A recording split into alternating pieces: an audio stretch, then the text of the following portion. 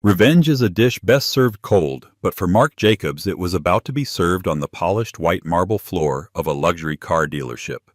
When he divorced his wife Amelia, he called her dreams of running a small online business cute and unambitious. 5 years later, he decided it was time to show her what real success looked like. He bought a brand new screaming yellow Lamborghini, a monument to his ego, and orchestrated a chance encounter to rub it in her face. He expected her to be jealous, maybe even regretful. What he didn't expect was that the woman he'd belittled didn't just have a successful business. She held the keys to his new prized possession and the entire building it came from. This is the story of how a show of arrogance led to the most crushing humiliation imaginable. Mark Jacobs believed in symbols. To him, success wasn't a feeling or a state of mind. It was something you could see, touch, and most importantly, show off. It was the glint of a Swiss watch on his wrist, the sharp cut of a Tom Ford suit, and the hushed admiration in a restaurant when he dropped his platinum card. For the past 5 years, ever since the divorce, he had been meticulously constructing an empire of these symbols, each one a brick in the wall he built around his own insecurity. The divorce from Amelia Sterling had been in his mind a necessary amputation. She was the opposite of a symbol. She was quiet, substantive, and found joy in things he couldn't quantify. A well-read book, a walk through a park, or the slow, steady growth of her little online boutique that sold handcrafted leather goods. During their final acrimonious arguments, he had sneered at her ambition. "An online shop, Amelia, it's cute. A nice little hobby to keep you busy while a real man builds an empire." He had built that empire, or at least a convincing facsimile of it. His consulting firm, Jacobs & Associates, had landed a few major contracts, catapulting him into a new tax bracket. He'd moved into a glass-walled penthouse overlooking the city, and for the past year had been dating Tiffany Monroe, a 25-year-old influencer whose entire existence was a curated collection of symbols. She was in every way the anti-Amelia. But one symbol was missing, the ultimate symbol. The one that screamed, "I have arrived," so loudly it deafened all whispers of doubt. A supercar. That's what brought him to Prestige Automotive Group, the city's most exclusive dealership. The showroom was less a car lot and more a modern art gallery. Gleaming machines sat under strategically placed spotlights on a floor of impossibly white polished marble. The air smelled of expensive leather and a faint, clean scent of metal. This was a temple of wealth, and Mark was here to worship. His target was a Lamborghini Huracan Evo Spider in Giallo Inti, a yellow so bright it was almost violent. It was vulgar, audacious, and completely impractical. It was perfect. Tiffany clung to his arm, her eyes wide. "Oh my God, Mark, it's even better in person. The color people will literally stop and stare everywhere we go." "That's the point, darling," Mark said, a smug grin spreading across his face. A salesman named James approached them, his smile practiced and deferential. "An excellent choice, sir. The V10 engine is a masterpiece of engineering. 640 horsepower, 0 to 60 in 3.1 seconds. Mark waved a dismissive hand. "I've read the specs. Let's talk numbers."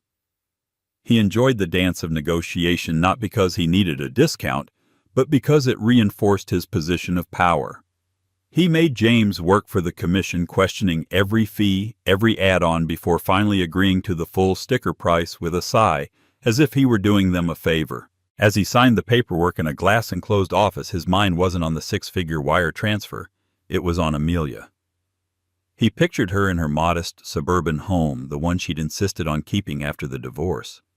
He imagined her packing one of her leather bags to ship to a customer, her hands probably smudged with dye. He pictured the look on her face when he pulled up in this roaring yellow beast. It wouldn't just be a car, it would be a verdict. A final undeniable judgment on who had won their separation. "So when can I take delivery?" Mark asked, tapping his pen impatiently. "We just need to complete the final prep and detailing, Mr. Jacobs," James replied. "It will be ready for you tomorrow afternoon. We can have it delivered to your residence, of course." Mark scoffed. "No." I'll pick it up myself. I want to drive it right out of the showroom. He wanted the full experience, the curtain pull, the applause. He wanted the moment. That night he could barely sleep. He scrolled through pictures of the car, rehearsing the conversation he'd have with Amelia. He wouldn't call her. No, that was too direct, too needy. It had to be a chance encounter. He knew she still frequented a small cafe, the Daily Grind, every Saturday morning.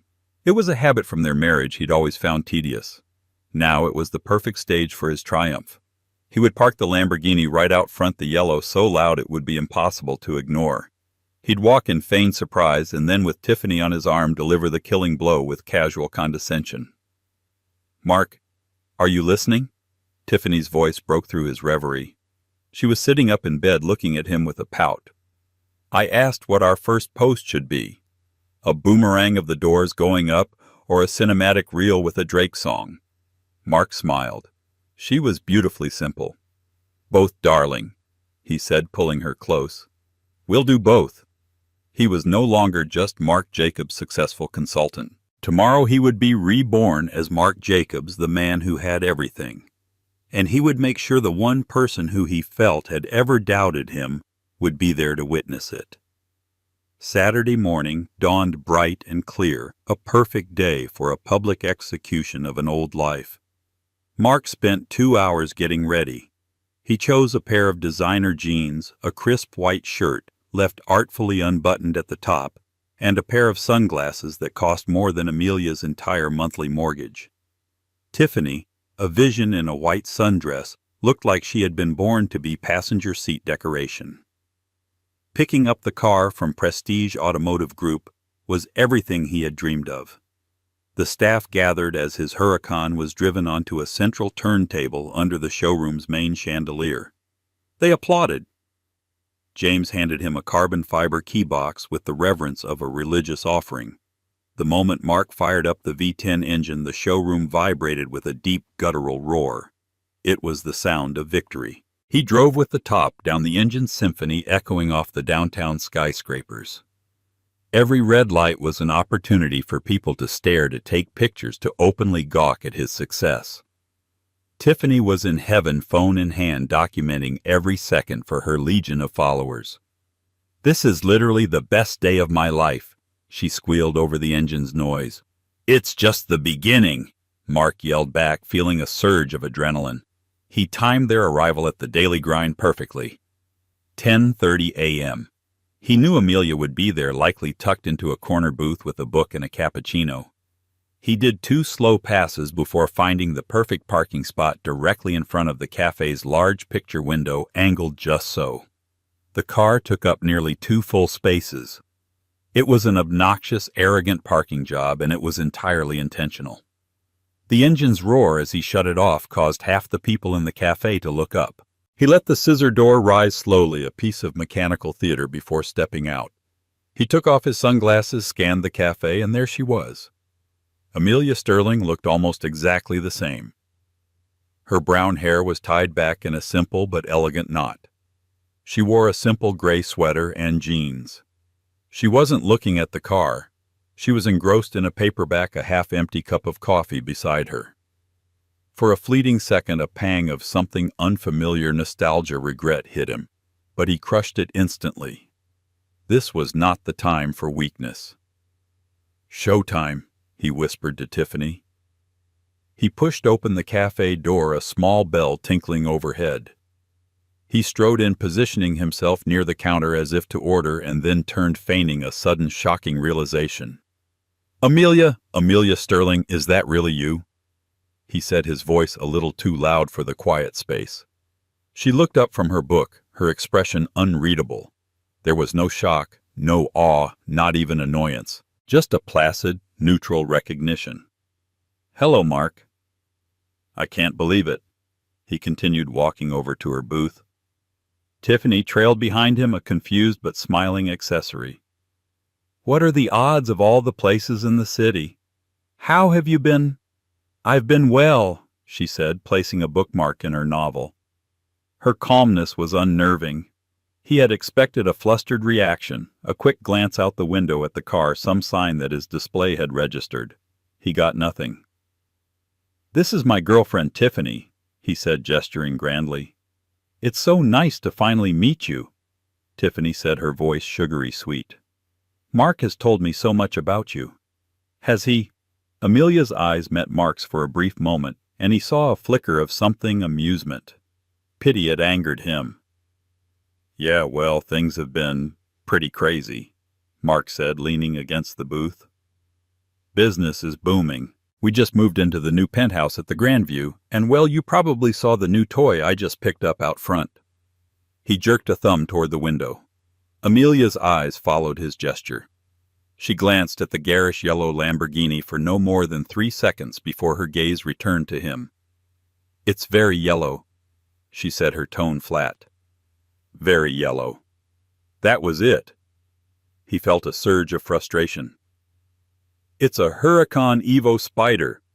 A bit of a step up from that old Subaru you used to drive." "Huh." "The Subaru was practical," she replied evenly. "Practical doesn't close deals," he shot back, his voice hardening. "But I'm sure you're doing well. That little online business of yours. Still selling those leather wallets?" "Bags mostly." "And yes, it's doing well," she said, a small knowing smile finally touching her lips. "It keeps me busy." The smile infuriated him. It was the same smile she'd given him when he told her she lacked ambition. It was a smile that held a secret he wasn't privy to. He felt the need to press harder to crack her serene facade. "Well, that's great. I'm happy for you." "Truly," he said, the insincerity dripping from his words. "It's good to have a hobby. Me, I never have a day off. We're flying to Monaco next month for the Grand Prix, a client's private yacht. It's a tough life." He laughed, a hollow, self-congratulatory sound. Tiffany giggled on cue.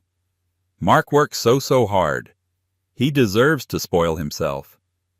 Amelia simply nodded, taking a slow sip of her coffee. The silence that followed was deafening. Mark had fired his best shots, unveiled his greatest symbol, and all he got in return was polite indifference. He had come here expecting to feel like a king looking down on a commoner. Instead, he felt like a child throwing a tantrum for an unimpressed parent. "Well," he said, clearing his throat, his ego bruised, "we should get going. Lots to do. Big day. It was good seeing you, Amelia." "You too, Mark," she said, her eyes already drifting back to her book as if he were no longer there. As he walked out of the cafe and back to his monument of success, the thrill was gone. The bright yellow shell felt less like a trophy and more like a clown car. Tiffany was chattering away about getting a photo of herself with the car in front of the cute little coffee shop. But Mark wasn't listening. He had shown her. He had laid his success at her feet, and she had looked at it, called it yellow, and turned back to her book. The victory he had craved felt sickeningly hollow, and a new, unsettling thought began to creep into his mind. What if he hadn't been playing the same game as her at all? What if, while he was busy collecting symbols, Amelia had been quietly and effectively building something real? The hollow feeling from the cafe encounter lingered for days. Mark tried to bury it under the roar of the Lamborghini's engine, under late-night parties at his penthouse, and under Tiffany's vapid, constant praise. He posted relentlessly on social media the car in front of landmarks, the car at sunset, the car's steering wheel with his watch strategically in frame. Each post garnered hundreds of likes and fawning comments, a digital balm for his wounded ego. Yet Amelia's calm, unimpressed face was burned into his memory. About 2 weeks after he bought the car, the first sign of trouble appeared. He was cruising downtown, music blasting, enjoying the envious stares, when a small amber light flickered to life on the digital dashboard. Check engine. Mark's heart sank. A check engine light on a brand new $500,000 supercar. It felt like a personal insult, a flaw in the perfection he had purchased. He tried to ignore it, hoping it was a fluke, a sensor error that would reset itself. But it stayed on, a persistent glowing accusation on his dashboard. The next day, a second problem emerged. A faint but distinct rattling sound started coming from the passenger side near the rear wheel, especially when he went over small bumps. It was a tiny, insignificant noise that a normal person might not even notice. But to Mark it was a screeching cacophony. His symbol of flawless, overwhelming success had a rattle. "Can you hear that?" he asked Tiffany, turning down the music. "Hear what, babe?" she asked, busy editing a selfie. "That noise, that rattling sound. Listen." She paused, tilting her head. "I don't hear anything. You're probably just being paranoid. This car is like perfect." But Mark knew he wasn't paranoid. The rattle was real, and with every bump in the road it grew louder in his mind, mocking him. The car was no longer a source of pure pride. It was a source of anxiety. He started avoiding certain roads, cringing before every pothole. The joy of ownership was being rapidly replaced by the fear of imperfection. The final straw came a week later. He had just pulled away from a valet at a high-end restaurant, eager to make a roaring exit, when the car's transmission seemed to hesitate. As he accelerated, there was a jarring lurch, a mechanical hiccup, that sent a jolt through the entire chassis. It felt clumsy, unrefined. It felt cheap. That was it. He couldn't stand it. This wasn't just a car, it was a statement. And his statement was apparently that he was a man who bought faulty, rattling, lurching status symbols. Furious, he drove straight home, the joy of the evening ruined. The next morning he called the service department at Prestige Automotive Group. His tone was clipped and imperious. "This is Mark Jacobs. I purchased a Huracan Evo Spider from you 3 weeks ago, and it's a piece of junk," he snapped at the service advisor who answered the phone. "The check engine light is on, there's a rattle in the rear, and the transmission feels like it's about to fall out. This is completely unacceptable for a vehicle of this price." The advisor, a calm professional named Michael, tried to soothe him. "I'm very sorry to hear that, Mr. Jacobs. If you could bring the vehicle in, our Lamborghini certified technicians will be happy to diagnose the issue immediately." "You bet I'll bring it in," Mark snarled. "And you'd better have a loaner car for me. Something decent, not a sedan. I expect this to be handled immediately." "Of course, sir. We'll take care of everything," Michael promised. Mark hung up, fuming. This was a colossal waste of his time. More than that, it was an embarrassment. What if someone saw him driving a loaner? What if the repairs took weeks? The entire ordeal chipped away at the flawless image he had worked so hard to project. As he prepared to drive to the dealership, his mind drifted back to Amelia's old Subaru. That car had been ugly, slow, and utterly devoid of status. But in the 10 years they'd owned it, it had never once broken down. It just worked. It was reliable, dependable, and unassuming. All the things Amelia was, all the things he had left her for. He shook the thought away. It was a momentary weakness. This was just a minor setback. He would go to the dealership, throw his weight around, and they would fix it. They had to. He had paid for perfection, and he would accept nothing less. He put on his sunglasses, straightened his jacket, and prepared to go to war. He was Mark Jacobs, and people like him didn't have to deal with rattling cars. The service entrance of Prestige Automotive Group was as clean and sterile as a hospital operating room. Technicians in immaculate branded overalls moved with quiet purpose around vehicles that cost more than most people's houses.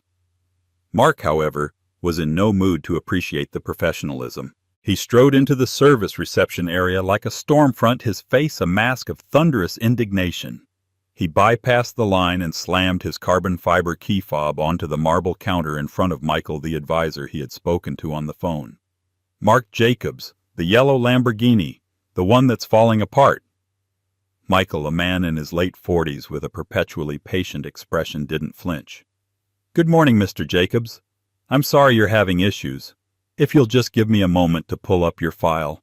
"I don't have a moment," Mark interrupted, his voice rising. Heads turned in the waiting area. "I have a $500,000 car that rattles like a tin can and lurches like a broken-down taxi. What I want is a solution, not a file number." "I understand your frustration, sir," Michael said, his tone still perfectly even. "We'll get a master technician to look at it right away. In the meantime, we have a courtesy car ready for you. A brand new Audi A8. Mark scoffed. An A8A sedan. Do I look like a man who drives a sedan? I bought a supercar. I expect a comparable loaner. Do you have a Porsche, another Lamborghini? I'm afraid our supercar loaners are currently assigned, sir, Michael explained calmly. The A8 is our highest-end courtesy vehicle available today. This was the ultimate insult. Mark felt his face flush with rage. This is a joke. Your dealership sells me a lemon and then you offer me a glorified family car. I want to speak to your manager. Now! Michael sighed, a barely perceptible gesture of resignation. Of course, sir. Let me get Mr. Miller. He disappeared into a back office, leaving Mark to tap his fingers impatiently on the counter. He was aware of the other customers staring at him, but he didn't care. Let them stare. Let them see what happens when you try to inconvenience a man like Mark Jacobs. A few minutes later, Michael returned with another man. He was impeccably dressed in a tailored suit with sharp, intelligent eyes and an air of quiet authority. He looked to be in his early 50s. Mr. Jacobs, I'm David Miller, the general manager for the Prestige Automotive Group. Michael has briefed me on the situation. I want to personally apologize for the issues you're experiencing with your Huracan. His apology was smooth, professional, but Mark was too deep in his righteous anger to be placated. An apology doesn't fix my car, David, Mark said, mispronouncing his last name as Miller. Your dealership's reputation is built on selling the best cars in the world. My experience has been anything but the best. You are absolutely right to be upset, David said, his composure unshakable. And I assure you we will make it right. I will have our top 2 technicians conduct a full diagnostic. We will find the source of every issue, and we will not return the car to you until it is in perfect condition. As for the loaner, I apologize that our other performance vehicles are unavailable. The demand is quite high. Then you have a systemic problem, Mark retorted. You're selling more faulty cars than you have loaners for. That's a bad business model. David Miller's professional smile tightened almost imperceptibly at the edges. We pride ourselves on our customer service, Mr. Jacobs. I can assure you this is an unusual situation. Sometimes with high-performance hand-assembled machines like these, minor issues can arise in the initial break-in period. It's rare, but it happens. It happened to me, Mark said, jabbing a finger at his own chest. And I'm the customer who matters. A long, tense silence hung in the air. David Miller looked at Mark, his expression a careful blend of professional concern and something else, something Mark couldn't quite decipher. It was a look of assessment, as if he were sizing Mark up, not as a customer, but as a problem to be solved. Finally, David nodded. Mr. Jacobs, your satisfaction is our priority. Let me make a call. We have a new Porsche 911 Turbo S that was set to be a demonstrator vehicle. It's not typically used for loans, but in this case I'll make an exception. Will that be acceptable? Mark felt a small thrill of victory. He had pushed, and they had folded. That's more like it, he said, his tone softening slightly. Fine. A 911 will do. Excellent, David said. Michael will handle the paperwork for you, and I will personally oversee the service on your Lamborghini. I will call you with an update by the end of the day. As Mark signed the loaner agreement, he felt his sense of superiority returning. He had faced down the manager and gotten what he wanted. He was in control. As he walked out to the waiting Porsche, he threw a final glance back at David Miller, who was watching him with that same unreadable expression. Mark didn't know it, but his tantrum had set a new chain of events in motion. David Miller was a consummate professional, but he was also fiercely protective of his staff and his dealership. He had dealt with arrogant customers before, but there was a particular brand of venom in Mark Jacobs that had set off an internal alarm. When a customer became this problematic, especially with a brand new flagship car, there was a protocol. He had to inform the owner. David returned to his office, closed the door, and picked up his phone. He scrolled through his contacts to a name at the top of his favorites list. He pressed the call button. "Hi, Amelia," he said as soon as she answered. "Sorry to bother you. We have a situation here with a new Huracan customer.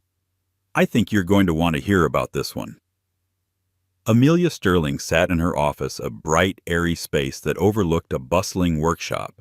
But this wasn't a workshop for cars. It was filled with long tables of supple leather, the quiet hum of industrial sewing machines, and the focused energy of a dozen artisans cutting, stitching, and finishing high-end handbags, briefcases, and wallets.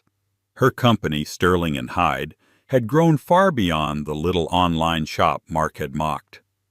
It was now a globally recognized brand celebrated for its quality and timeless design, with a valuation that would have made Mark's consulting firm look like a lemonade stand. Her success hadn't been an accident. After the divorce, she had poured all her pain, all her frustration, and all her underestimated intelligence into her work. While Mark was focused on acquiring the appearance of wealth, Amelia had focused on building actual value. She had reinvested every dollar of profit, hired the best people, and obsessed over the quality of her product.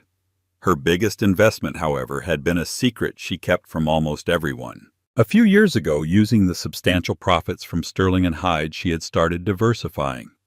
Her father had been a master mechanic, and she'd inherited his love for well-made machines and his disdain for flashy but unreliable junk. She saw an opportunity in the luxury automotive market, not just in selling cars, but in providing unparalleled service. She began acquiring local dealerships, starting with a struggling Porsche franchise. She brought in her own management focused on customer experience over high-pressure sales and turned it around in 18 months. From there, she had quietly, methodically built a small empire. She called it the Prestige Automotive Group. It now included Porsche, Audi, BMW, and its crown jewel, the Lamborghini franchise she had acquired just last year. She wasn't a hands-on owner in the daily sense. She trusted her hand-picked general managers like David Miller to run the show. She preferred the quiet satisfaction of seeing balance sheets grow and customer satisfaction scores soar. Almost no one, and certainly not her ex-husband, knew she was the sole owner. It was her quiet personal triumph. When her phone buzzed with David's name, she picked it up immediately. He rarely called her during the day unless it was important. "Hi, Amelia," he began. "Sorry to bother you. We have a situation here with a new Huracan customer. I think you're going to want to hear about this one." "It's fine, David." "What's going on?" she asked, swiveling in her chair to look out at her thriving workshop. David recounted the entire story: the sale of the yellow Huracan 3 weeks prior, the customer's litany of complaints, and the aggressive, demeaning way he had treated the service staff, culminating in his demand for a supercar loaner. "He's a particularly nasty piece of work," David said, his professional voice edged with disdain. "He berated Michael, made a scene in the reception area, and told me our business model was failing because we couldn't give him a Lamborghini loaner on the spot. The name is Mark Jacobs." Amelia's hand, which had been doodling on a notepad, froze. A cold, heavy silence filled her end of the line. It couldn't be. The world was large, but the world of people buying yellow Lamborghinis in their city was vanishingly small. "Amelia, are you there?" David asked, concerned by her silence. "Yes, David, I'm here," she said, her voice steady, betraying none of the shock that was coursing through her. "Tell me this Mark Jacobs. What does he look like?" David described him perfectly. Tall, impeccably dressed, dark hair, and air of profound self-importance. He even mentioned the expensive-looking sunglasses he wore indoors. Amelia leaned back in her chair and let out a slow, quiet breath. So that was it. The chance encounter at the coffee shop hadn't been a chance at all. It had been a performance, a calculated move to flaunt his new purchase in her face. And now the symbol of his triumph had malfunctioned, leading him right back into her world without him having the faintest idea. The irony was so thick, so perfect, it was almost comical. "The issues with the car," she asked, her mind now sharp and focused, "are they legitimate?" "Our master tech is looking at it now," David said. The check engine light was a faulty oxygen sensor, an easy fix covered completely under warranty. "We haven't found any evidence of a transmission slip. He might have just been unfamiliar with the feel of a dual-clutch system. As for the rattle, we think we found it." There was a loose piece of heat shielding in the rear wheel well. Again, a simple fix. These are all minor new car bugs. His reaction was wildly disproportionate. I see, Amelia said, a plan beginning to form in her mind. For 5 years she had let Mark's parting words, a cute little hobby, be the fuel for her fire. She had never sought revenge, believing that living well was the best kind. But now revenge, or at least a form of final definitive justice, had walked right through her front door and demanded to speak to the manager. She could have let David handle it. He was more than capable. But this felt different. This was personal. This was a chapter of her life that needed a proper, resounding ending. Mark had built his entire identity on a foundation of superficial symbols, and she now had the power to detonate that foundation with a single simple truth. David, she said, her voice now cool and decisive, I want you to handle the repairs perfectly. Detail the car inside and out. Make it better than new. And call Mr. Jacobs tomorrow.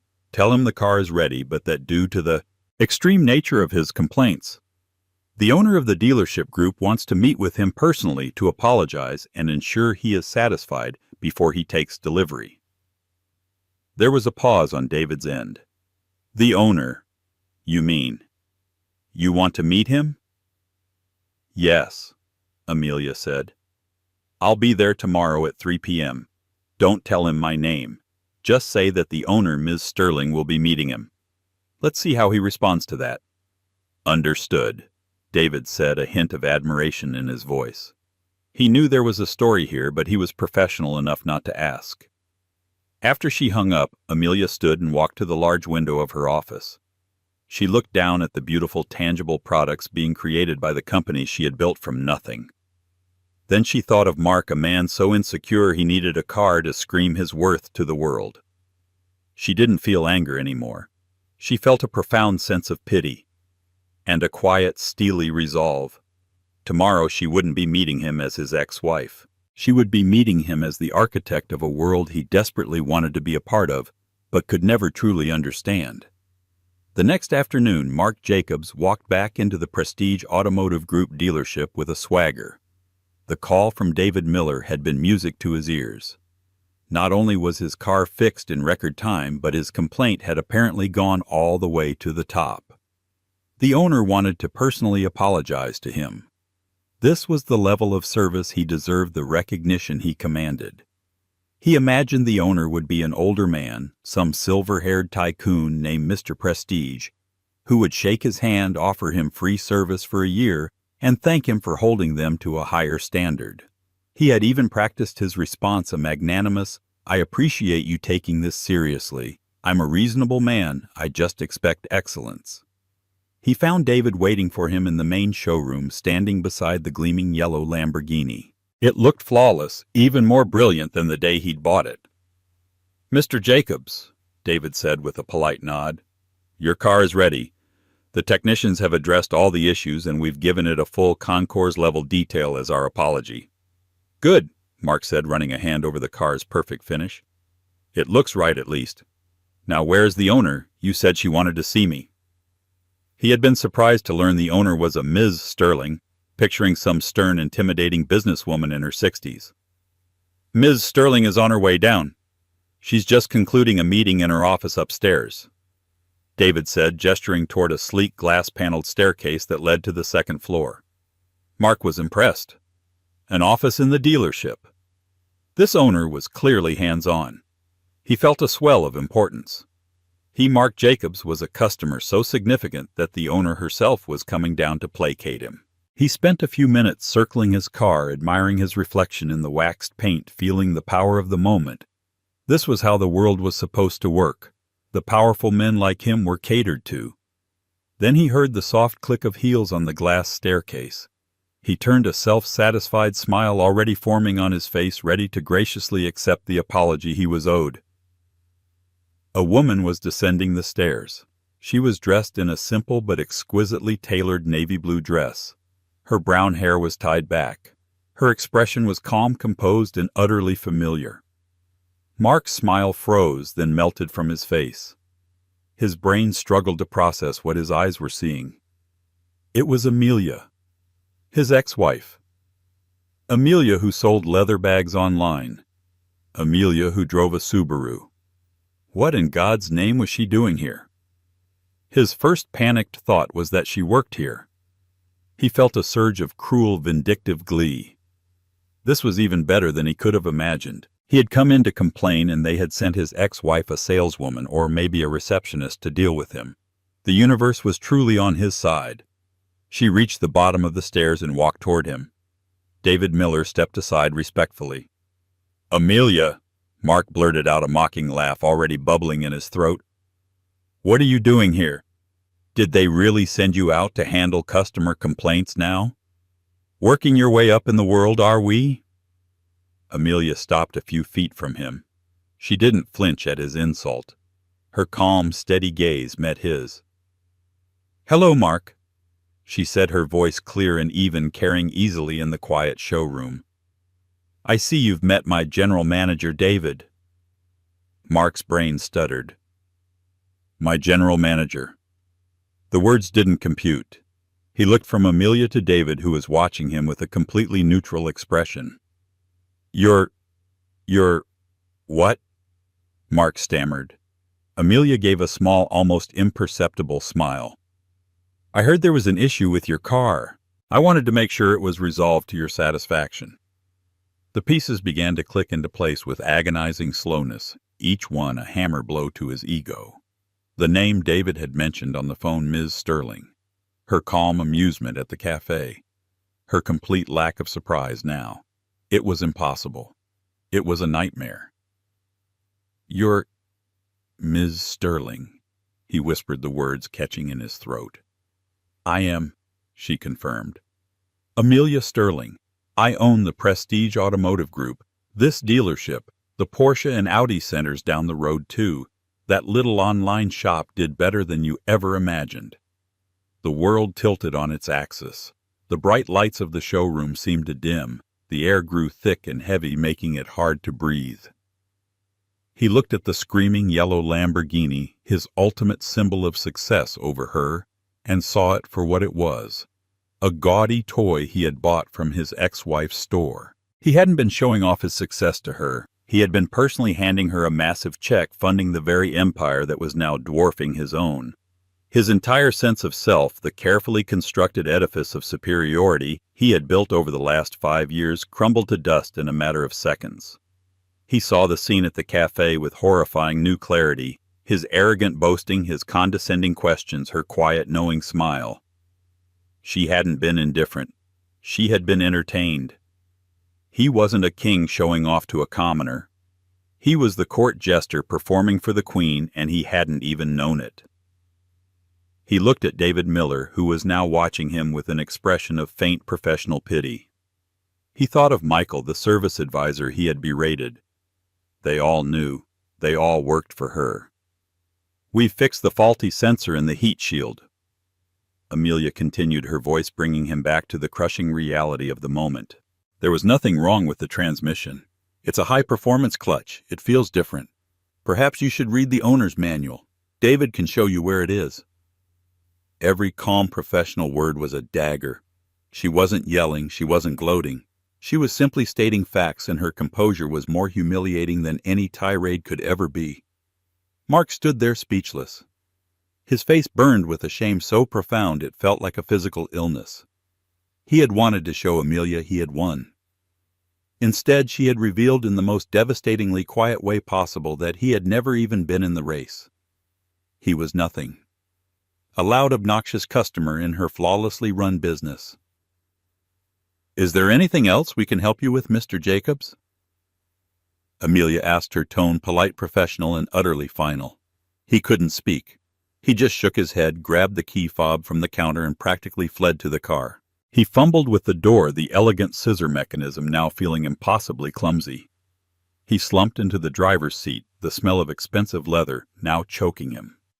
He didn't look back as he fired up the engine and sped out of the dealership, the roar of the V10 no longer sounding like victory, but like the desperate, hollow scream of his own shattered ego.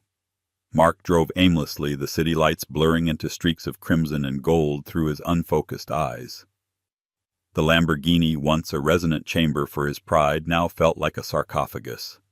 A very loud, very yellow sarcophagus broadcasting his spectacular demise to the entire world. The Alcantara-wrapped steering wheel, which hours ago felt like the helm of a conquering vessel, was now slick and foreign under his clammy grip. The engine's ferocious roar, a sound he had equated with power and dominance, was now a grating, obnoxious shriek that attracted the one thing he could no longer bear attention. Every pedestrian who turned their head, every driver who stared at a red light felt like a judge and jury, their eyes piercing the thin veneer of his success and seeing the hollow man within. He finally found himself parked in a deserted, scenic overlook, a place he and Tiffany had once come to take a king of the city selfie with the skyline. Now, the glittering panorama of the city, including the distant illuminated spire of his own penthouse, seemed to mock him. He rested his forehead against the cold steering wheel, the smell of Italian leather once so intoxicating now turning his stomach. The scene in the showroom replayed in his mind on a torturous, unending loop. It wasn't a memory. It was a brand seared onto his consciousness. Amelia's face not angry or smug, but simply calm, as if she were discussing quarterly earnings.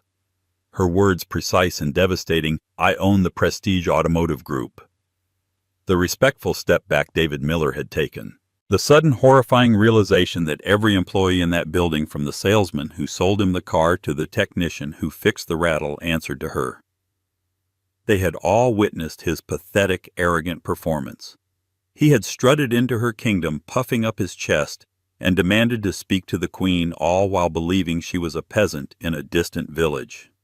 His entire life felt like a lie.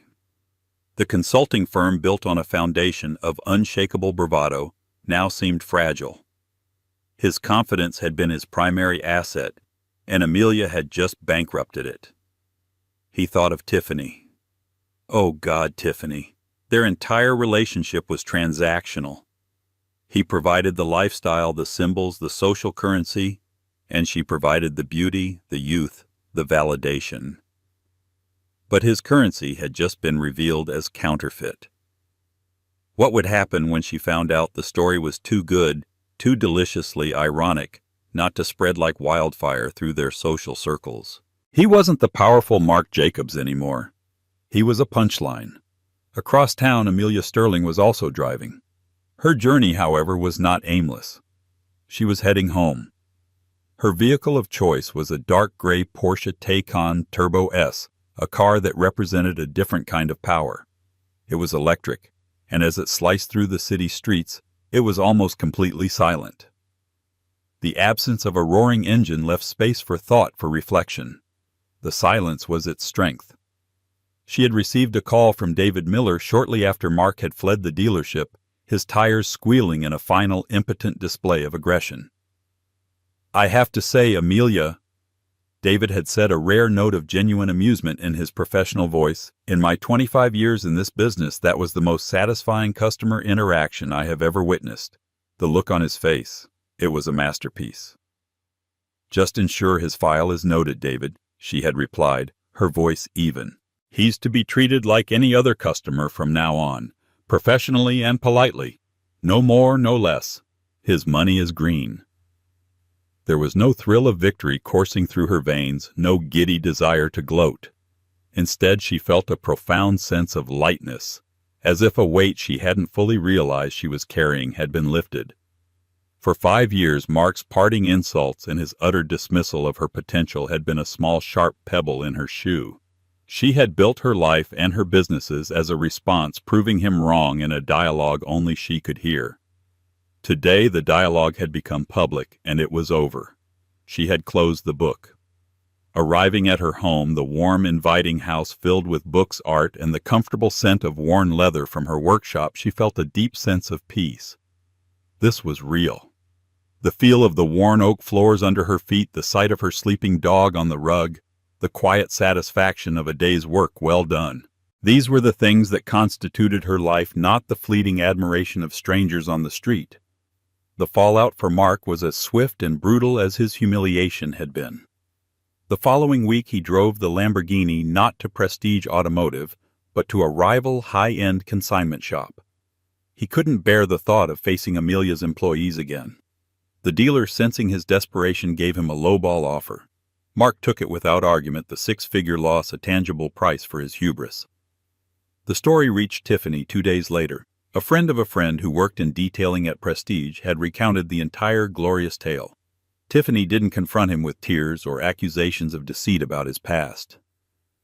She confronted him with cold, pragmatic horror. "You let her do that to you?" She'd shrieked, her face a mask of disbelief. "She owns the dealership. Mark, everyone is talking about it. We look like a joke."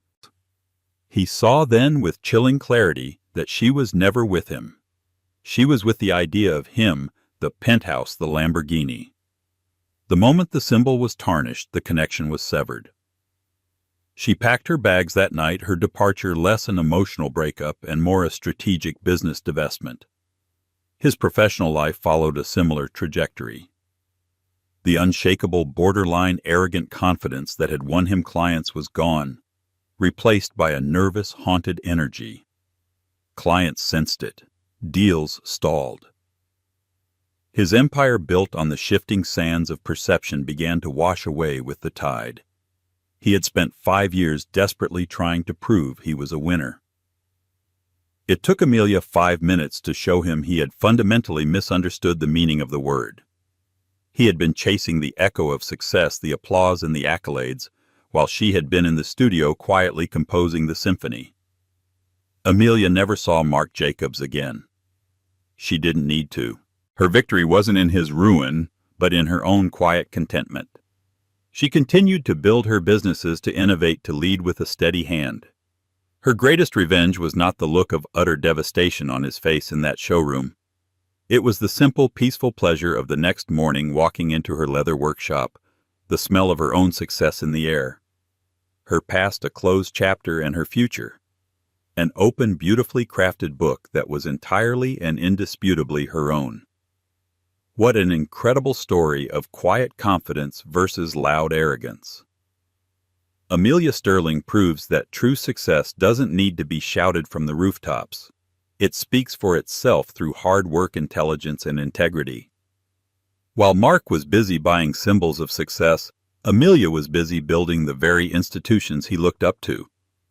It's a powerful lesson in humility, and a reminder that the loudest person in the room is often the weakest. What did you think of Mark's downfall? Was it the perfect serving of karma, or do you feel a shred of pity for him? And how perfectly did Amelia handle that final reveal? Let us know your thoughts in the comments below.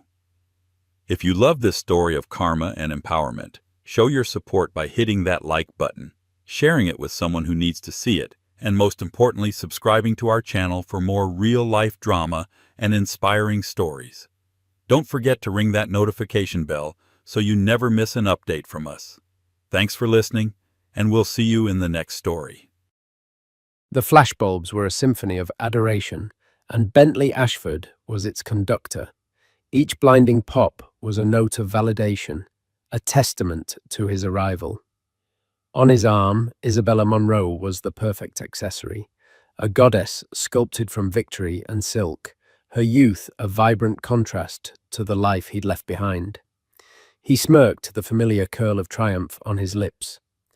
This wasn't just an awards night, it was his coronation. He had shed his past, his mousy, unassuming ex-wife, and emerged reborn in the crucible of public acclaim. Tonight, he would not only claim his trophy, but also show the world, and most importantly her, that leaving him was the greatest mistake of her life. He was the victor. He was the headline. The air in the grand ballroom of the Carlisle Hotel was thick with the scent of money, ambition, and expensive perfume.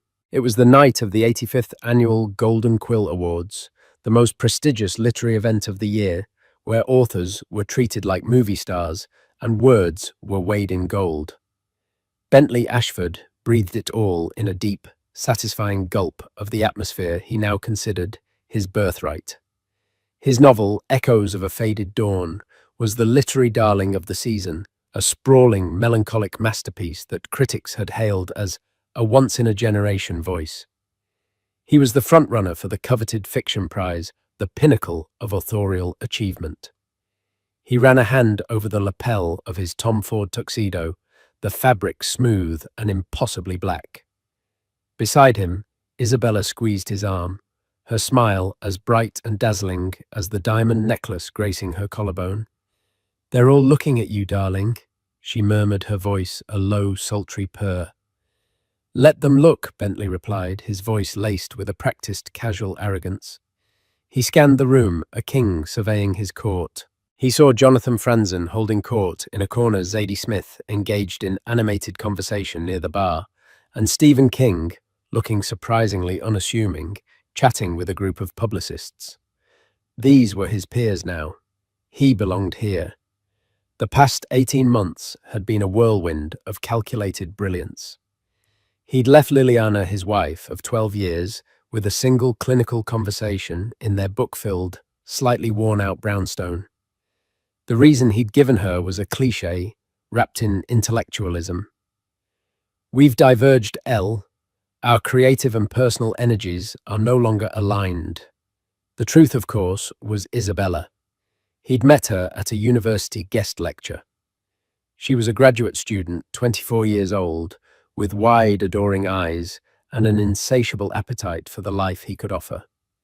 She saw him not as Bentley, the man who struggled with deadlines and left his socks on the floor, but as Bentley Ashford, the literary genius. She was a reflection of the man he wanted to be, and he'd chosen the reflection over the reality.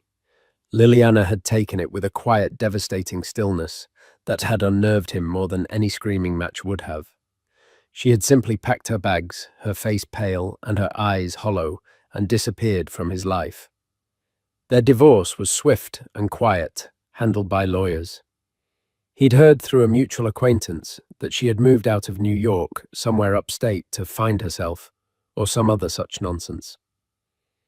He pictured her in a small, sad cottage, surrounded by cats, growing bitter and irrelevant. The thought gave him a small, dark thrill of satisfaction. He had been the sun in their shared universe, and without him, she was surely just a cold, forgotten rock. "There's Charles Kensington from the New York Times," Isabella whispered, nudging him slightly. "He gave you that rave review. You should go say hello." "In a moment," Bentley said, his eyes still scanning. He was a shark, and this room was his ocean. Every handshake, every nod, every shared laugh was a strategic move. He was building his brand, cementing his legacy. The award tonight would be the final immutable stone in the foundation of his new life. He and Isabella began their slow, deliberate procession through the room. Hands were shaken, backs were slapped, compliments were exchanged like currency. Bentley was charming, witty, and self-deprecating, in just the right measure, a performance he had honed to perfection. Isabella was his silent, beautiful echo, smiling graciously, her presence a constant, glittering reminder of his virility and success. "Bentley, my boy," a booming voice called out. It was Arthur Mason, his former father-in-law, and ironically, the head of the Mason publishing house, which had not published Echoes of a Faded Dawn. Arthur was a man built like a bulldog, with a gruff exterior that hid a shrewd business mind. "Arthur," Bentley said, his smile tightening almost imperceptibly. "Good to see you." Arthur's eyes flickered to Isabella, a quick, dismissive glance before settling back on Bentley. "Quite a night for you. I read the book. Powerful stuff." "Thank you, Arthur. That means a lot." "Yes, well," Arthur grunted, taking a sip of his scotch. "It had a familiar rhythm to it, a certain cadence. Reminded me of some of Liliana's early prose, back when she used to write." Bentley felt a flash of ice in his veins. He forced a laugh. "Liliana. Oh, she was a wonderful editor, a great first reader, but she never had the patience for the long haul. She was a sprinter, not a marathon runner." It was a line he'd used before. It neatly packaged Liliana's abandoned creative ambitions into a tidy, dismissible box. Arthur just grunted again, his gaze unreadable. Well, enjoy your night, Bentley. You've certainly worked hard to get here. The words were polite, but the tone felt like sandpaper. Arthur turned and walked away, leaving Bentley feeling strangely exposed. What was that about? Isabella asked, a slight frown marring her perfect brow. He seemed odd. He's old school, Bentley said, waving a dismissive hand. Still bitter I didn't sign with his house. And he's Liliana's father. Familial loyalty and all that. He quickly steered her toward the bar, eager to wash the taste of the encounter away with champagne. The lights in the ballroom began to dim, signaling that the ceremony was about to begin. Guests began to move towards their assigned tables. Bentley and Isabella were seated at a prime spot right near the stage, sharing a table with his agent, his publicist, and the editor-in-chief of a major magazine. The buzz in the room was electric, a collective hum of anticipation. Bentley felt his heart begin to beat a little faster. This was it, the culmination of everything. He reached under the table and squeezed Isabella's knee. She looked at him, her eyes shining. "You're going to win," she mouthed. He knew she was right. He leaned back in his chair, a picture of confidence, and allowed himself a moment of pure, unadulterated triumph. He had it all: the woman, the fame, the masterpiece.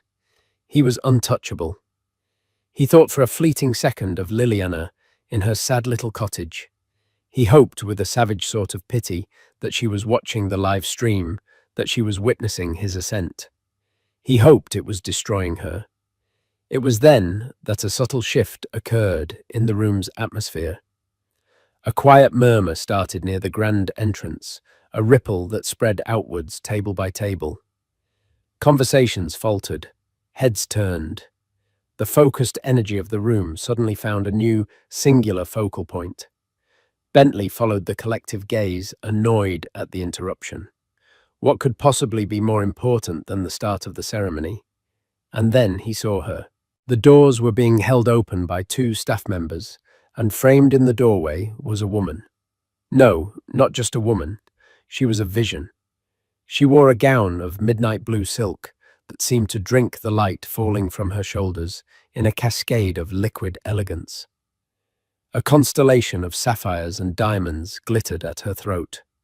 Her hair, which he remembered as a simple shoulder-length brown, was now a rich, dark auburn swept up in an intricate style that showcased the elegant line of her neck. But it was her face that made the air leave Bentley's lungs. The features were the same, but they were rearranged, sharpened by a confidence so profound it was almost a physical force. The hesitant uncertainty he had known was gone, replaced by a cool, placid serenity. Her smile was small, subtle, but it held a universe of secrets. It was Liliana. His Liliana. But it was not. It was a complete stranger, wearing his ex-wife's face. The room was filled with a stunned, reverent silence, punctuated by the frantic, sudden explosion of flashbulbs from the paparazzi who had scrambled back to the entrance. They had missed her on the red carpet, a cardinal sin they were now desperately trying to rectify. Bentley sat frozen, his champagne glass halfway to his lips. He felt Isabella stiffen beside him. Who is that?" she whispered, her voice tight with a mixture of awe and dawning apprehension. Bentley couldn't answer. His throat was a desert. His world, so perfectly constructed, so solid and certain just moments before, had developed a hairline crack. And then he saw the man whose hand she was holding. He was tall, dressed in a bespoke suit that was the epitome of understated power. His face was sharp, intelligent, with piercing grey eyes, and a stillness that commanded attention more than any boisterous display ever could. Bentley recognized him instantly, not from literary circles, but from the covers of Forbes and the Wall Street Journal. It was Damien Blackwood, the Damien Blackwood, the reclusive, mysterious tech billionaire, the man who had revolutionized data encryption, who owned half of Silicon Valley, and whose net worth was a figure with so many zeros it seemed fictional. A man who never attended public events. Ever. And he was here at the Golden Quill Awards holding Liliana Mason's hand as if it were the most natural thing in the world. He leaned down and whispered something in her ear, and Liliana laughed. It wasn't the quiet, breathy laugh he remembered. It was a full, melodious sound that seemed to fill the sudden silence in the room. The crack in Bentley's world widened into a chasm. This was impossible. This was a hallucination. Liliana, his quiet, mousy, irrelevant Liliana with Damien Blackwood. The narrative he had so carefully written for himself, the story of his triumph and her lonely demise, had just been ripped to shreds in front of the entire world, and on the biggest night of his life. The maitre d', flustered and awed, rushed forward to greet the couple. As they were led into the room, every eye followed them.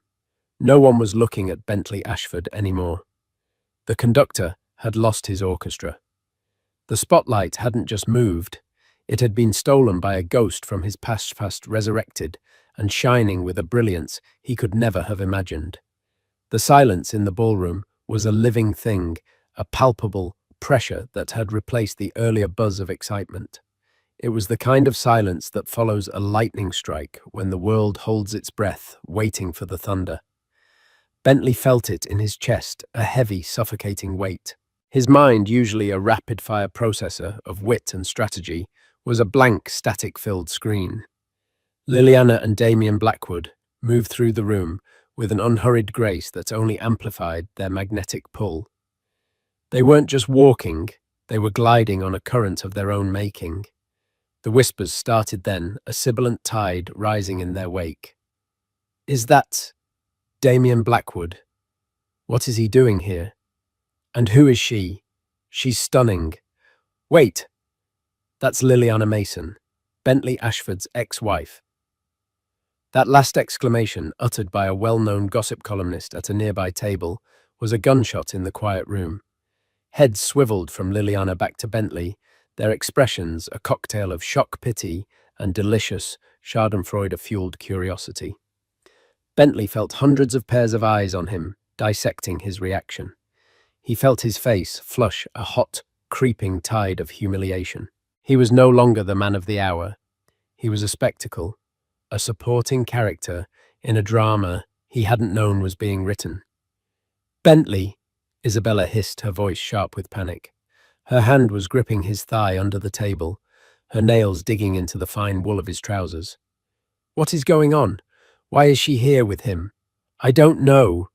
Bentley managed to choke out the words, tasting like ash. He took a gulp of his champagne, but it did nothing to quench the fire in his throat. The maitre d' was leading Liliana and Damien to a table. Not just any table. It was a specially prepared table for two, placed in a prime location that hadn't been there 10 minutes ago. It was a power move so blatant and yet so elegant that it was breathtaking. They hadn't come to fit into the evening. The evening was reforming around them. Damien pulled out Liliana's chair, a gesture of old-world courtesy that seemed utterly natural. As she sat, her midnight blue gown pooling around her, she let her gaze drift across the room. For a brief, heart-stopping moment, her eyes met Bentley's. There was no anger in her look, no hatred, no pain. There was something far worse, a calm, dispassionate assessment, the kind one might give to a piece of furniture or a distant, uninteresting memory. In that single glance, she dismissed 12 years of their shared life. She saw him, the man who had shattered her heart, and she looked right through him as if he were made of glass. Then she turned her attention to Damien, a warm, genuine smile gracing her lips, and Bentley Ashford ceased to exist for her. The thunder that followed the lightning strike was the collective exhale of the room, the immediate eruption of frantic, hushed conversation. Phones were already emerging from beneath tablecloths. The story of the night had irrevocably changed. It was no longer Bentley Ashford, literary genius poised to win, and it was now billionaire recluse Damien Blackwood makes shock public appearance with mystery woman, the ex-wife of his award-nominated rival. Bentley could already see the headlines, the salacious blog posts, the endless social media commentary. His publicist, a harried-looking woman named Chloe, leaned across the table, her face pale. Bentley, just stay calm. Don't react. We can manage this. Manage what? Bentley snapped, his voice louder than he intended. Manage the fact that my ex-wife just showed up with a man who could buy this entire hotel with his pocket change and is currently sucking all the oxygen out of the room. Keep your voice down, his agent, Marcus, cautioned, his eyes darting around nervously. This is a bad look, Bentley. A very bad look. Isabella was silent, her face a mask of confusion and betrayal. She had signed on to be the girlfriend of the triumphant victor, the star of the show. Instead, she was now the other woman, in a public humiliation. Her role had been downgraded from leading lady to a tawdry footnote. She looked from Bentley's angry, blotchy face to Liliana's serene, luminous one, and a flicker of something doubt, perhaps, or dawning comprehension crossed her features. The lights dimmed further, and a spotlight hit the stage. The host, a famous comedian known for his sharp wit, walked out to the podium. Good evening, ladies and gentlemen, and welcome to the Golden Quill Awards. We have a lot of literary talent in the room tonight, and apparently... He paused, letting his eyes drift pointedly towards Damien Blackwood's table. Some serious venture capital, too. I guess the rumor is true, the publishing industry really is looking for a new business model. A wave of laughter, slightly strained, rippled through the room. The host had acknowledged the elephant, and in doing so, had cemented its importance. Bentley wanted to slide under the table. He felt a bead of sweat trickle down his temple. The ceremony began, but the proceedings were a blur to Bentley. Awards were given for poetry, for biography, for debut novel. Winners gave heartfelt, emotional speeches, but the room's attention was divided. Every few minutes, a surreptitious glance would be thrown toward Liliana and Damien's table. They seemed oblivious, lost in their own world. They spoke quietly. He would occasionally reach across and touch her hand, and they shared a bottle of wine that had been brought specifically for them, its label one. Bentley had only ever read about. He couldn't focus. The words of the speakers turned into a meaningless drone.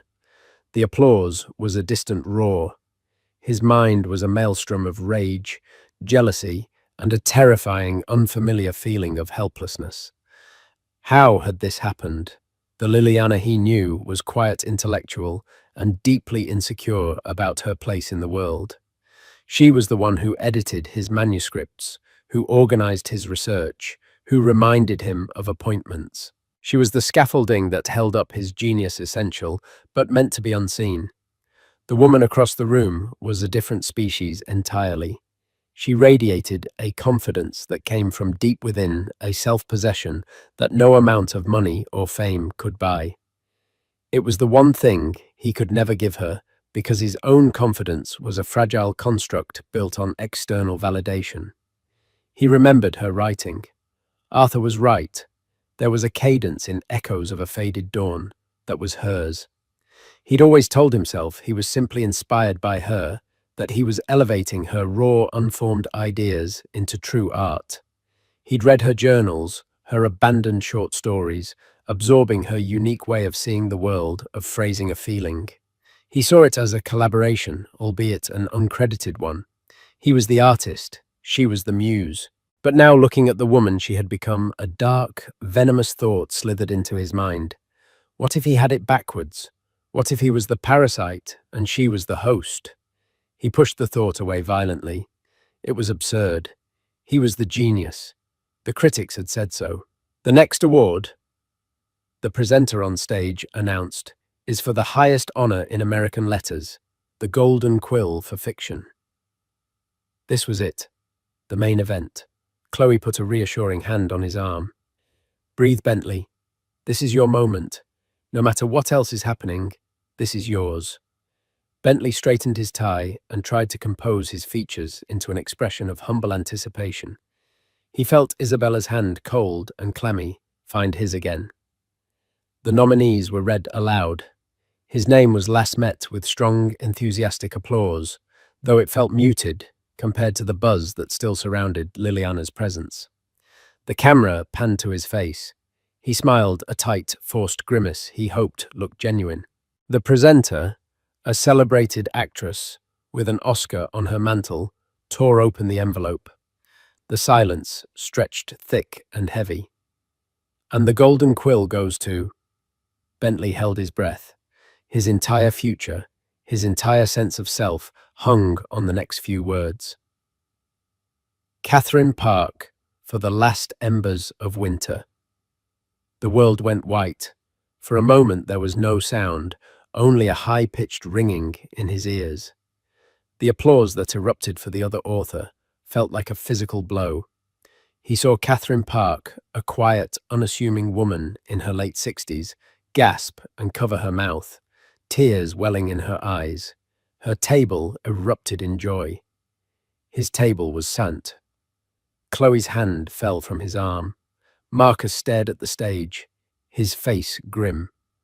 Isabella simply let go of his hand, her touch retreating as if he were suddenly contagious. Bentley clapped. He had to. He was on camera. The motion was mechanical, wooden. His face felt like a plaster mask that was about to crack. He had lost. On the night his ex-wife had returned from the dead to publicly humiliate him, he had lost. It wasn't just a defeat. It was an annihilation. His eyes against his will were drawn back to Liliana's table. She was politely applauding the winner, a small, serene smile on her face. She hadn't even looked at him. His failure was as irrelevant to her as his success would have been. Damien Blackwood leaned over and offered her his arm. She took it, and together they stood up. They had no reason to stay. They hadn't come for the awards. They had come for something else entirely. As they began to walk towards the exit long before the ceremony was over, they passed his table. For a moment, Liliana was only a few feet away from him. He could smell her perfume, a subtle, complex scent of sandalwood and night-blooming jasmine. Nothing like the simple lavender soap she used to wear. She didn't look at him. She didn't look at Isabella. Her gaze was fixed forward. But as she passed, she turned her head slightly, and her eyes met Isabella's. It was a fleeting look, but it was filled with a universe of meaning. It wasn't a look of triumph or pity. It was a look of profound quiet, almost sorrowful understanding. It was a look that said, "I know him, and I am so sorry you have to learn what I already know." And then she was gone, a phantom of midnight silk and diamonds, leaving a trail of shattered expectations and whispered questions in her wake. Bentley Ashford was left sitting in the glare of the stage lights, a loser at a table of ghosts, the deafening sound of another woman's victory speech echoing in the ruins of his perfect night. The remainder of the awards ceremony was a slow, agonizing torture. Bentley sat through the final speeches and the closing remarks, a frozen smile plastered on his face, while a black hole of rage and humiliation churned in his gut. The air at his table was thick with unspoken condolences and the stench of failure. His agent Marcus avoided his eyes, furiously typing on his phone, likely already in damage control mode. Chloe, his publicist, kept offering him water with a funereal solemnity. Isabella was a statue of ice beside him.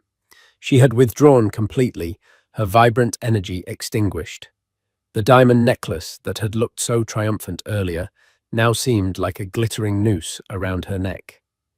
She had hitched her wagon to a falling star, and the reality of her predicament was dawning on her in real time, in a ballroom filled with the most influential people in their world. When the ceremony finally ended and the lights came up, a cage of politeness descended. People from other tables began to approach. "Tough break, Bentley. Catherine's book was a surprise, but a worthy one. You were robbed, Ashford. Absolutely robbed. Better luck next time. Echoes was a masterpiece." The words were meaningless platitudes, the social lubricant required to move past an awkward moment. Bentley knew what they were really thinking, what they would whisper about the moment they were out of earshot. They weren't just talking about him losing the award, they were talking about him losing everything. He had been publicly upstaged, cuckolded, not by a rival author, but by a titan of industry, and his carefully crafted persona had been shattered. The after-party was being held in an adjacent salon, a swirl of jazz music, clinking glasses and loud relieved chatter. Normally, Bentley would have been in his element here holding court, accepting congratulations. Tonight, the thought of entering that room felt like marching to his own execution. "I'm not going," he said to Marcus, his voice low and tight. "You have to," Marcus insisted, his face strained. "If you disappear, you look weak. You have to go in there, hold your head high, congratulate Catherine Park, and act like you don't have a care in the world. It's the only play we have." Isabella finally spoke, her voice thin and brittle. "I have a headache. I think I'm going to go home." She didn't look at him. She was already detaching, creating distance. "Fine." Bentley snapped his control, fraying. "Go." He didn't care. At that moment, she was just another part of the evening's spectacular failure. She flinched as if he'd struck her, then turned and walked away without another word, melting into the crowd, heading for the coat check. Her retreat was another public wound, another drop of blood in the water, for the sharks to scent. Steeling himself, Bentley followed Marcus towards the after-party. As he stepped through the archway, a wall of noise and forced merriment hit him. He felt intensely conspicuous, as if a spotlight was following him, illuminating his shame. And then he saw them. They hadn't left the hotel. Liliana and Damien Blackwood were in a secluded alcove of the salon, speaking with a small select group of people. Bentley recognized them instantly. Michael Linton, the chairman of a major Hollywood studio, and Ari Emanuel, the notoriously powerful CEO of the talent agency WME. This wasn't a social call. This was a business meeting disguised as a casual chat. The sight sent a fresh wave of venom through Bentley's veins. It all clicked into place. This wasn't a random act of revenge. This was a strategic, calculated strike. She hadn't come here just to upstage him. She had used his night, the platform he had built, as a launchpad for her own ambitions. She was leveraging the attention, the buzz, the sheer shock of her appearance with Damien Blackwood to make deals with the most powerful men in entertainment. He couldn't stand it. The injustice, the sheer audacity of it was more than he could bear. His ego, bruised and bleeding, demanded action. He needed to reassert control, to puncture the serene, untouchable bubble she had created around herself. Ignoring Marcus's frantic whispered, "Bentley, don't!" He broke away and began to walk towards the alcove. As he approached, the conversation paused. 4 pairs of intensely powerful eyes turned to him. Michael Linton and Ari Emanuel looked at him with mild professional curiosity. Damien Blackwood's grey eyes were cool and unreadable, as impenetrable as a fortress wall. Liliana's expression was one of mild, weary surprise, as if she were spotting a persistent insect she thought she'd already swatted away. "Bentley," she said, her voice even. There was no warmth in it, just acknowledgement. "Liliana." He began, forcing a smile that felt like a snarl. "I must say I'm surprised to see you. I didn't think literary awards were quite your scene anymore. I pictured you more upstate, with a garden." He gestured vaguely, trying to paint a picture of the quaint, irrelevant life he had imagined for her. Liliana's smile didn't waver. "People change, Bentley, and gardens require patience.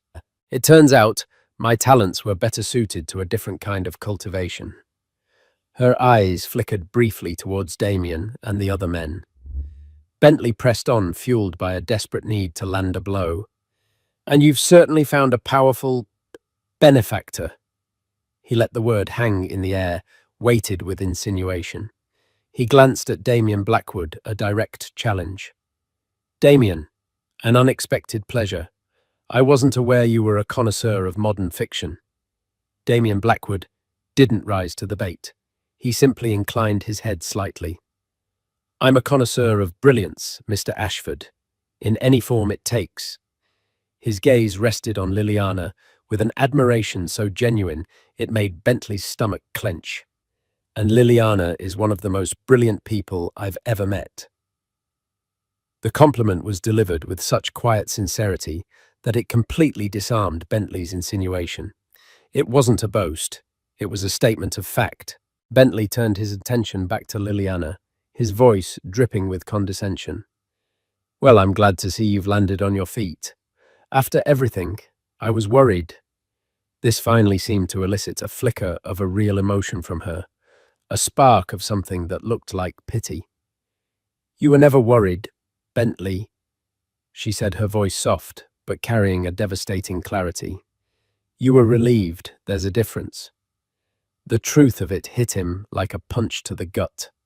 Michael Linton and Ari Emanuel were now watching the exchange with undisguised interest, their predator's instincts sensing a story far more compelling than any manuscript. I only ever wanted what was best for you, Bentley lied, trying to regain his footing. No, Liliana corrected him gently. You only ever wanted what was best for you. You just needed me to believe it was for me. It was a neat trick. For a while. She paused, then delivered the killing blow, a verbal coup de grace. The thing you never understood, Bentley, is that I wasn't the scaffolding holding you up. I was the foundation. And when I left, I took it with me. I just hope for your sake that what you built on top of it isn't as hollow as I suspect it is. Every word was a perfectly aimed dart. She had just articulated his deepest, most terrifying fear and laid it bare in front of these titans of industry. The cadence, she had mentioned the familiar rhythm Arthur Mason had noted. It was all tied up in that one word, hollow. He was speechless. His wit, his arrogance, his entire arsenal of verbal weaponry was gone. He was standing there, exposed and empty-handed. Damien Blackwood stepped forward slightly, a subtle but unmistakable move to end the conversation. Gentlemen, he said to Linton and Emmanuel, his voice calm and commanding, I believe we were discussing the film rights. Film rights. The words barely registered. Bentley. Damien said, his grey eyes finally locking onto his with a chilling intensity. Congratulations on your nomination. It's a significant achievement, to be recognized for your work. It was the most brutal insult of the night. The bland, polite, utterly dismissive congratulations of a superior being. He was swatting Bentley away, not with anger, but with indifference. He was dismissing him as a minor nuisance, a footnote to their far more important conversation. Bentley felt a hot flush of shame so intense it was dizzying. He had come over to reclaim his power to inflict a wound, and instead he had been dismantled piece by piece with surgical precision. He hadn't just lost the battle, he had been erased from the war. He mumbled something incoherent, a pathetic excuse for a retreat, and turned. As he walked away, he heard Ari Emanuel's distinct, gravelly voice pick up the conversation as if he'd never been there. So about the protagonist, Ari said. The story of a woman finding her voice after being silenced. It's powerful. We see a major star in the role. The narrative arc is incredible. Bentley froze. They weren't talking about his book.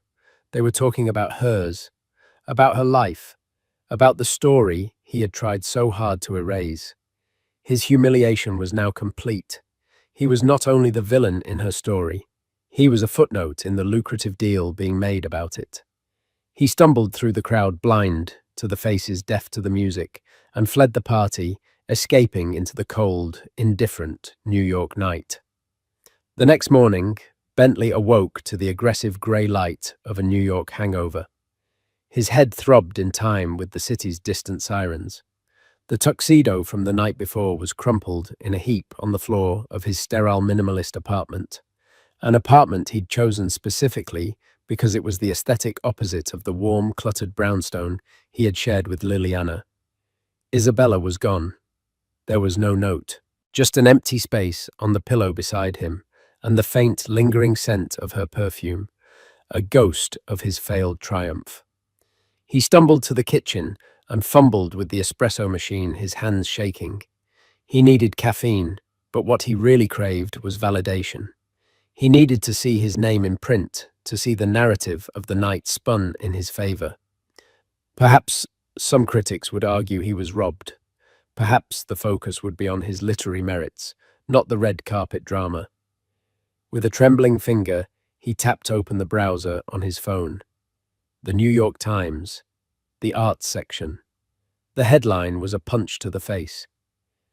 Blackwood's surprise appearance at Golden Quills fuels Hollywood speculation.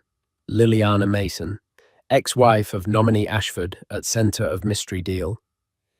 His name was there, but only as a subordinate clause, a piece of identifying information for the real star of the story, Liliana. The article barely mentioned his book or his loss. Instead, it was a breathless piece about Damien Blackwood's unprecedented appearance, accompanied by a stunning photo of him and Liliana. They looked regal, powerful, a modern-day power couple. There was a smaller, unflattering, candid shot of Bentley, caught mid-sentence as he confronted them, his face tight with anger. He looked petty and small. He clicked on another link, a popular culture blog. The headline was even more brutal. Awkward night for author Bentley Ashford as ex-wife steals show with billionaire beau, then he loses top prize. The article was a gleeful blow-by-blow account of his public humiliation. It quoted anonymous sources from the party who described his meltdown and Isabella's hasty exit. It was filled with speculation about Liliana and Damien, painting her as a mysterious phoenix rising from the ashes. He threw his phone across the room. It clattered against the wall and slid to the floor, the screen dark. He was trapped. The narrative was out of his control. He had spent his entire career mastering words, bending them to his will, to create fictions that the world adored. Now, the unassailable truth of reality reported in a million pixels and gallons of ink was crushing him. He paced the apartment like a caged animal, the silence pressing in on him. This was Liliana's doing. It had to be. This was her revenge, meticulously planned and ruthlessly executed. The quiet, mousy woman he thought he knew had been hiding a Machiavellian strategist. But a deeper, more unsettling thought gnawed at him. Liliana's words from the night before echoed in his mind. I was the foundation, and when I left, I took it with me. Hollow. The word clung to him. Driven by a masochistic impulse, he walked into his pristine office. The walls were lined with bookshelves, but they were mostly for show. The real work happened on his sleek iMac. On a stand beside it, propped up like a holy relic, was a hard copy of Echoes of a Faded Dawn. He picked it up. The cover, with his name in bold embossed letters, felt alien in his hands. He opened it to a random page. It was a passage that critics had universally praised for its raw emotional insight into the protagonist's grief. The silence in the house was not an absence of sound, but a presence. It had weight. It settled in the corners like dust clung to the curtains and slept in the hollow of her side of the bed. It was the ghost of a language we no longer spoke, a dialect of sorrow I had to learn to translate alone. He stared at the words. They were beautiful, they were powerful, and they were not his. A memory sharp and unwelcome pierced through the fog of his anger. A winter afternoon, years ago, Liliana curled on the old armchair in their brownstone, a mug of tea steaming beside her. She wasn't writing a novel, just journaling something she did religiously. He'd asked her what she was writing about. Just trying to describe the quiet, she'd said, her voice soft. After my grandmother passed, the silence in her house. It's not empty, you know. It's full. It's like a presence. He had stored that away. That idea. That feeling. He had taken it. He frantically flipped through the book, a cold sweat breaking out on his skin. Page after page, he saw her. Not just her ideas, but her very voice, her unique turn of phrase, the specific, idiosyncratic rhythm of her prose that Arthur Mason had recognized. There was the description of the falling autumn leaves as a slow, rust-colored surrender. That was from a poem she wrote in college and had pinned to the corkboard above her desk for years.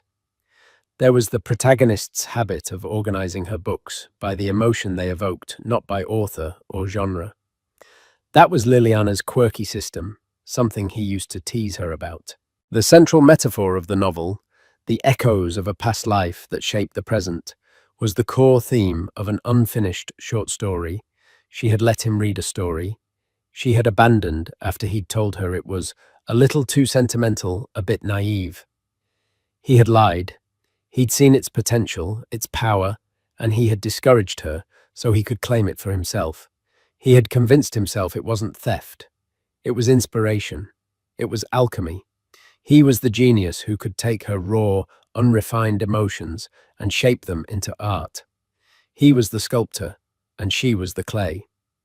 But looking at it now, stripped of his self-delusion, he saw the truth. He was a plagiarist, not of another published author, but of a private life.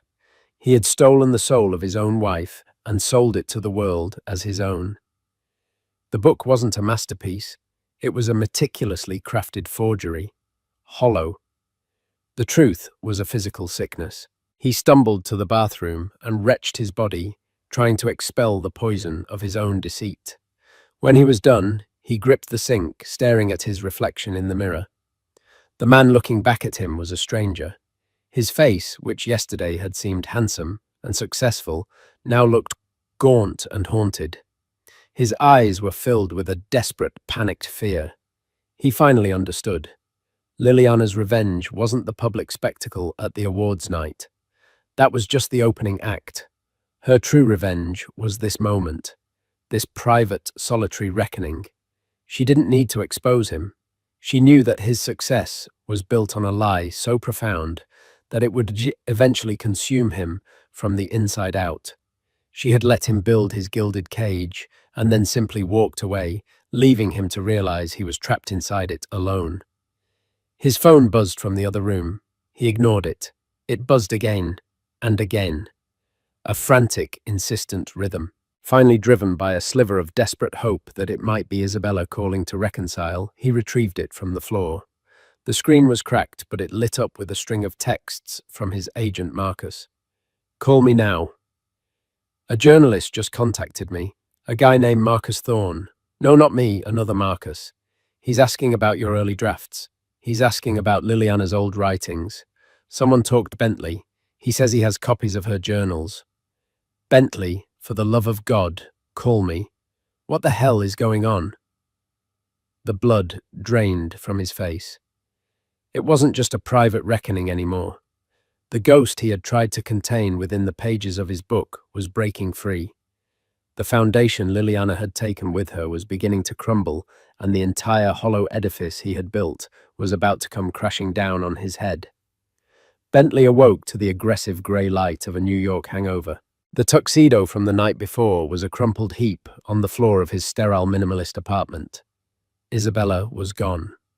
There was no note, only an empty space on the pillow beside him, a ghost of his failed triumph. He stumbled to the kitchen, his hands shaking, bypassing the espresso machine for his phone. He needed to see the narrative to find some spin that might salvage his pride. He found none. The headlines were a public execution. The New York Times, Blackwood's surprise appearance at Golden Quills. Fuels Hollywood speculation. Liliana Mason, ex-wife of nominee Ashford at center of mystery deal. His name was a footnote. A culture blog was more brutal. Awkward night for author Bentley Ashford as ex-wife steals show with billionaire beau, then he loses top prize. The article featured an unflattering candid of him confronting Liliana. His face tight with anger, making him look petty and small. He hurled the phone across the room, the clatter of its impact, a pathetic echo in the vast, silent apartment. The narrative was out of his control. He paced the room like a caged animal, Liliana's words from the party ringing in his ears. I was the foundation, and when I left, I took it with me. Hollow. The word clung to him. Drawn by a masochistic impulse, he walked into his office. There on its stand like a holy relic was a copy of Echoes of a Faded Dawn. He picked it up, the cover with his name in bold letters, feeling alien in his hands. He opened it to a random page, a passage praised by critics for its raw emotional insight. The silence in the house was not an absence of sound, but a presence. It had weight. It settled in the corners like dust. A dialect of sorrow I had to learn to translate alone. He stared at the words. They were beautiful, and they were not his. A memory pierced through his anger, sharp and unwelcome.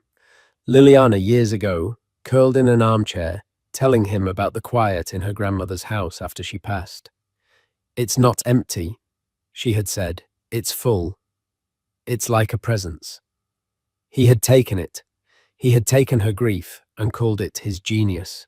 Frantically, he flipped through the book, a cold sweat on his skin. Page after page, he saw her phrasing, her metaphors, her soul. The protagonist's habit of organizing books by the emotion they evoked. That was Liliana's quirky system. The central theme of Echoes was from an unfinished story he'd told her was naive, so he could mine it for himself. He had convinced himself it was alchemy, that he was the artist elevating her raw material. But stripped of his self-delusion, he saw the truth. He was a plagiarist, not of a book, but of a life. The masterpiece wasn't his creation. It was a forgery of his wife's soul, hollow. The truth was a physical sickness. He stumbled to the bathroom and wrenched his body, trying to expel the poison of his own deceit. He gripped the sink, staring at his reflection.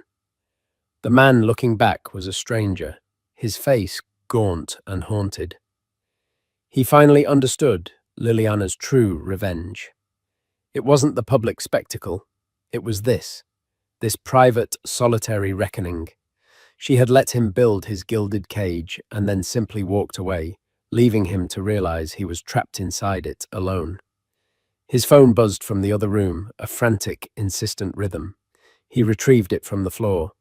The screen was cracked, but lit up with texts from his agent, Marcus.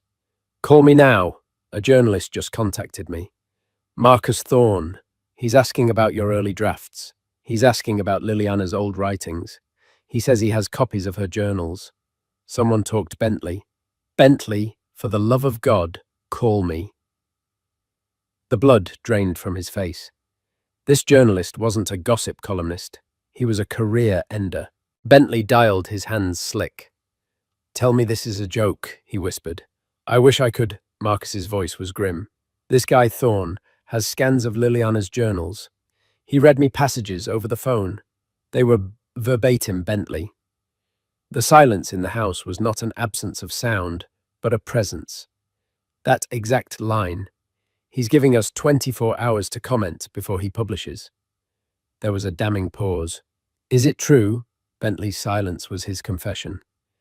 "Jesus Christ," Marcus breathed. "We're done. My agency can't be associated with this. I'll release a pro forma denial, but after that, you're on your own." The line went dead. The final door of his professional life slammed shut. As if on cue, he heard a key in the lock. Isabella stepped inside, not with the hesitant air of a returning lover, but with the grim purpose of an undertaker.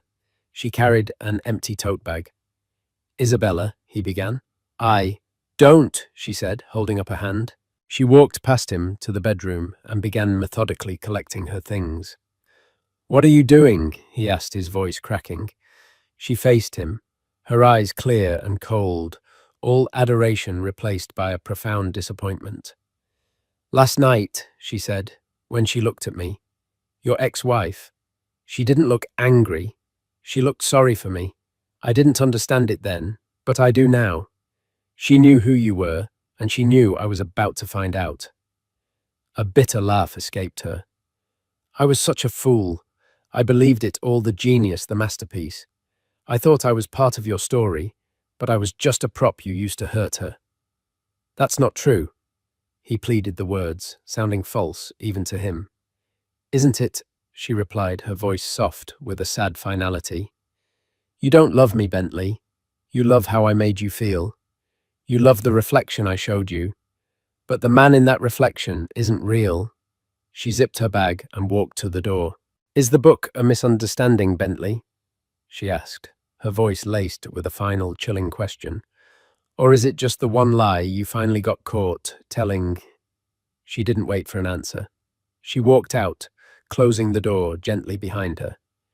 The soft click echoed the one from his phone call.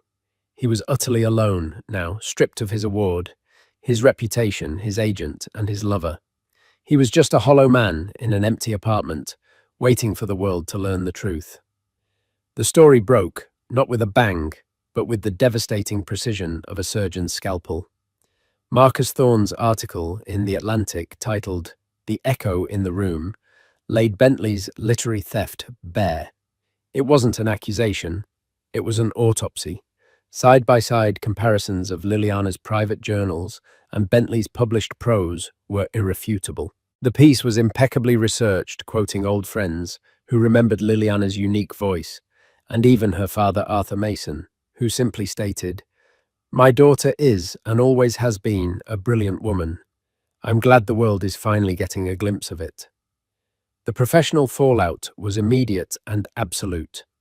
Sterling and Ross halted all printing of Echoes of a Faded Dawn. The Golden Quill Committee officially rescinded his nomination, and his name became toxic overnight.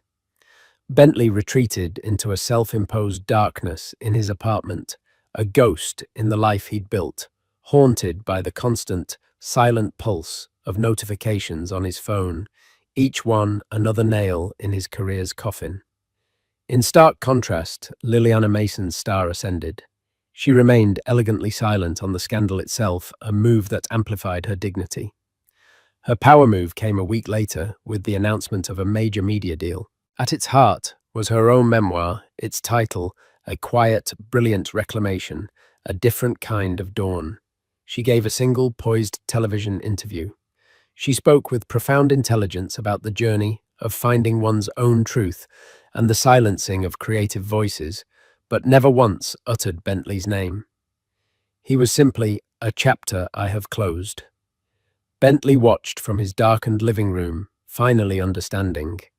Her power didn't come from Damian Blackwood or public revenge. It came from the unshakable confidence of someone who had survived a fire and knew with absolute certainty who she was. Months bled into a bleak winter. Bentley's finances collapsed under the weight of his disgrace. He was forced to sell the apartment, his art, and his designer furniture, the props for a life that was no longer his. He moved into a small, anonymous room, a nobody in a city that had once worshipped him. One afternoon, he saw her book displayed in a shop window. The cover was a simple, powerful photograph of Liliana, her gaze direct and strong. It was a #1 bestseller. With the last of his cash, he bought a copy and sat on a park bench, reading the final chapter. Her words were not for him, but they struck him with the force of a final judgment. "Some have called my story one of revenge," she wrote. "It is not. Revenge is a conversation with the past. I am only interested in a conversation with the future. Justice is not about punishing those who wronged you. It is about building a life so full and true that their chapter becomes an insignificant footnote. The greatest power is not to destroy, but to create." Bentley closed the book. A cold, single tear traced a path through his unshaven cheek. It was a tear of pure annihilation. She hadn't just defeated him, she had transcended him entirely. He was the footnote, a faded echo. He was left with nothing but the truth in a profound and empty silence, the utter absence of the man he had pretended to be. And so the curtain falls on Bentley Ashford, a man who flew too close to a sun he did not create. His story serves as a chilling reminder that success built on deceit is a house of cards destined to collapse under the weight of truth. It wasn't the public spectacle or the loss of a trophy that destroyed him. It was the quiet, undeniable power of a voice he tried to silence. Liliana Mason didn't seek revenge in the traditional sense. Her victory was far more profound. She reclaimed her narrative, her art, and her life, proving that the most powerful spotlight is the one that shines from within. What did you think of Liliana's ultimate triumph? Was it poetic justice or something more? Let us know your thoughts in the comments below. If you were captivated by this story of betrayal and rebirth, Don't forget to hit that like button, share this video with someone who loves a story of true karma, and be sure to subscribe for more real-life dramas that are stranger and more compelling than fiction. Thank you for listening.